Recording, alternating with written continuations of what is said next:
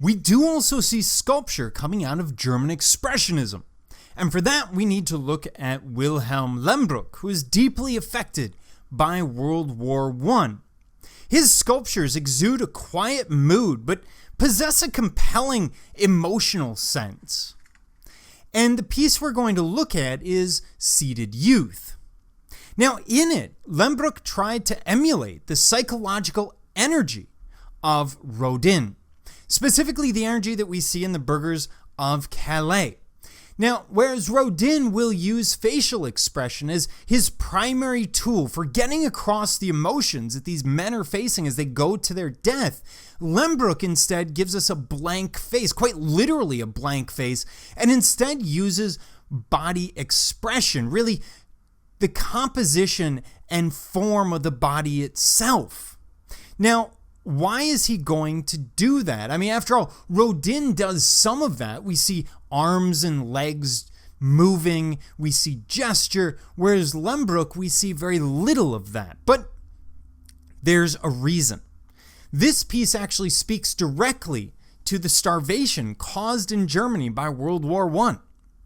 Starting in 1915, the British will blockade Germany, and you have increasing levels of starvation. You have children dying in the streets. And to give you an idea of how bad it is, by the time we get to the winter of 1917-18, they're eating as few as 600 calories a day.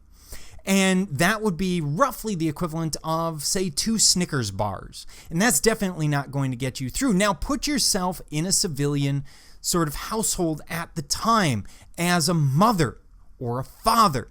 You have multiple children. You probably have 4 or 5 or 6, and you're only getting 600 calories a day. Even if you give up your calories, you can't keep all of them alive. They're going to start starving to death one at a time. The best way to deal with it is actually to go ahead and give more of their food to, say, 2 of them, and then watch the others die.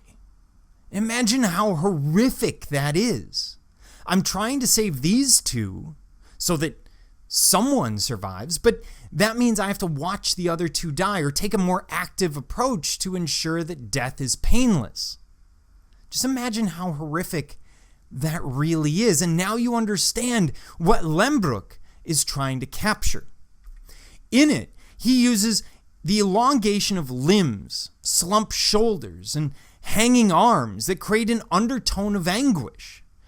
It's not mannerist. Instead, it's a turn towards a new freedom in interpreting the human form. In fact, he's using ideas that we've seen before. Back in the Greek Hellenistic period, we've seen the defeated boxer, a man who has lost, who's at the end of his career, who will not continue.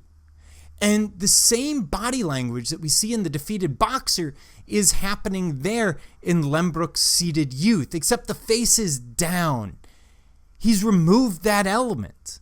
And by removing it, he gets us to concentrate on what the body form means and what the composition means. Now, for Lehmbruck, the simple form could express all emotion. And this served as a reminder of friends lost through different means during the war, either through starvation or general privation, or friends who had to go serve and die, and in some cases serve and then go back and serve again because the Germans are so short on manpower that they're sending people with shell shock, people with amputations back into the trenches as long as they can get them to hold a rifle. And that sort of vision of the German home front, that vision that we don't usually think of, because of course we don't want to talk that much about the Germans in World War I other than as aggressors, but keep in mind the German civilians had very little to do with Germany going to war. The military kind of took over and took power.